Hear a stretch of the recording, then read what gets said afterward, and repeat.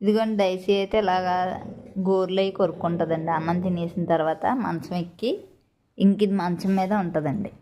ఇది దీనికి ఏమైందంటే నిన్న చూసారు నేను చెప్తుంటే ఎలా వింటుందో, దాని గురించి చెప్పేస్తున్నానని.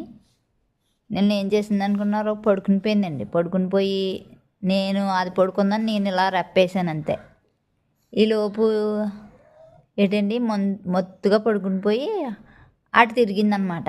ఏమైందంటే కింద పడిపోయింది డబాల్మన్ మంచం కింద చూసారు, ఇది గ్యాప్ ఈ కింద పడిపోయింది.